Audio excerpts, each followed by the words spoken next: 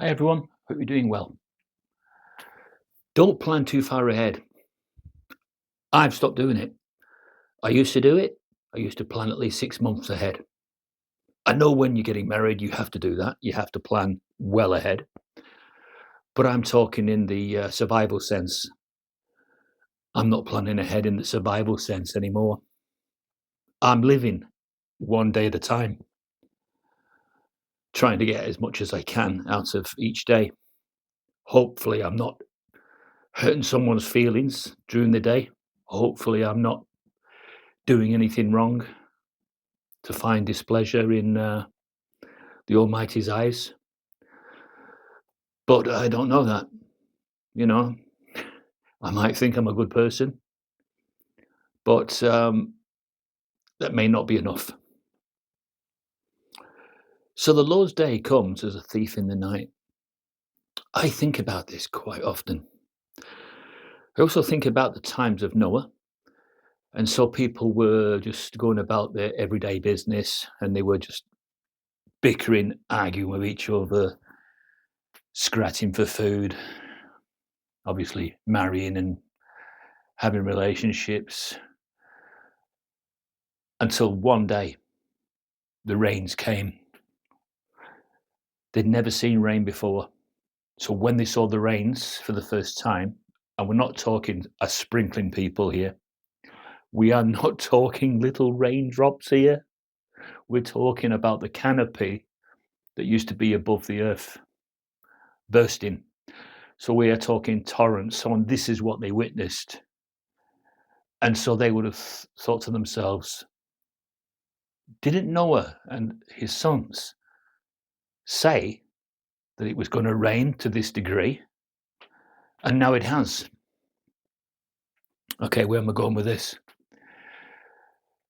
So the Lord's day comes as a thief in the night. No one's expecting it.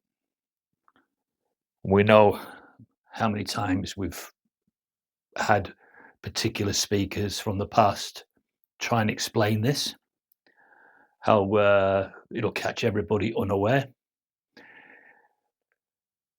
It's very difficult to understand how it's going to catch you unaware if you're looking out for the signs of the times and putting all the jigsaw pieces in as you go along. So how's it going to catch you out? How's it going to catch me out?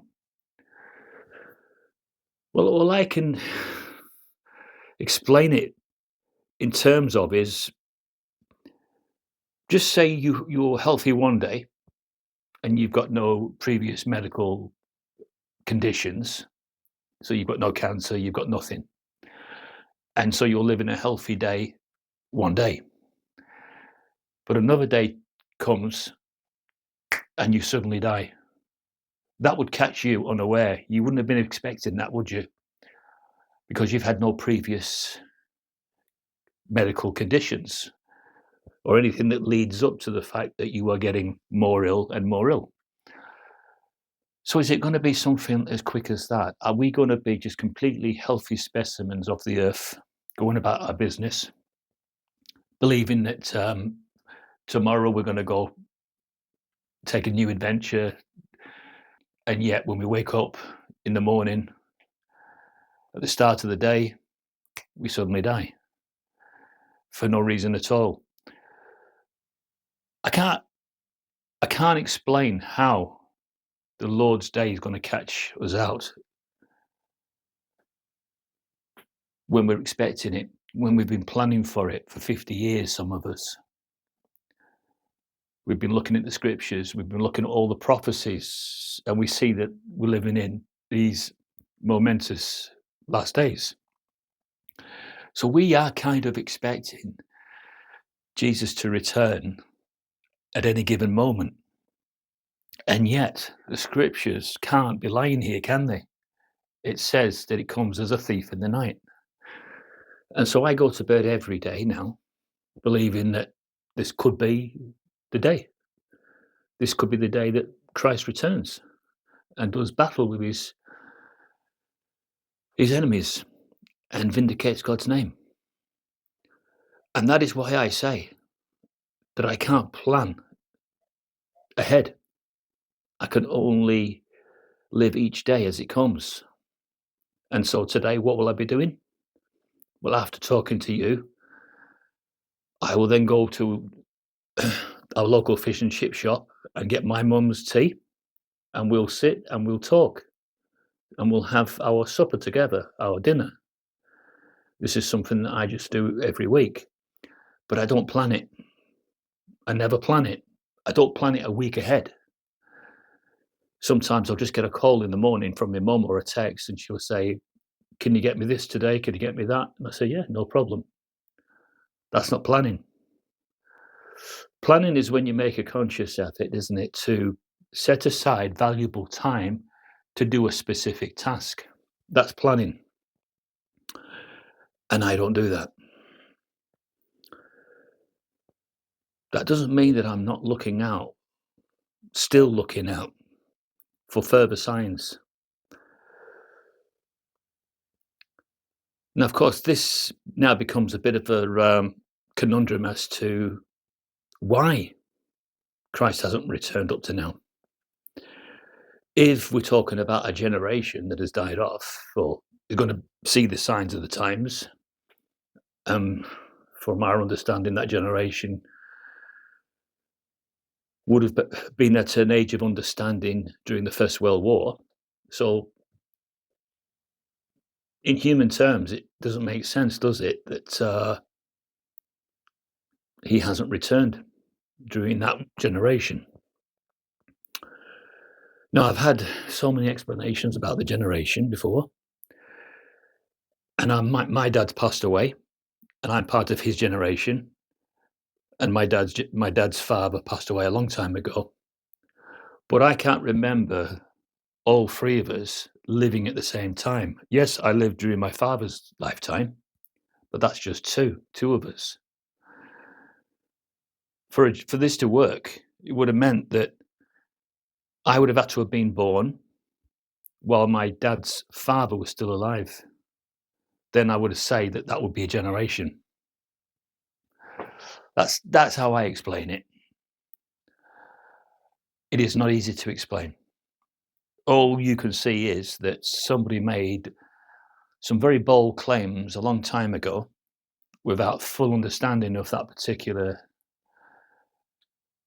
scripture, not understanding how it's not possible. It would, well, the only mathematically possible it would be that everybody would have had to have been young when they were conceived. So, and the first generation would have had to have lived quite a long time. And I suppose mathematically you could crunch it in and make it fit that way. But that just wouldn't be like an average thing. That would be an extraordinary occurrence, wouldn't it? To have all three living at the same time. Anybody else got any explanations about this generation? Because you might say that quite a lot depends on it. Anyway, I'm going. And I will enjoy my fish and chips. And I'll talk to my mum and see how she is. She's got over her glaucoma operation, so she's doing all right. But we've recently lost our cat. And so she was very upset about losing her cat, because old people, they get very attached to their pets, their animals, cats and dogs. They get very attached to them. And when they've had them for 20 years and then they're no longer there, it makes them very sad.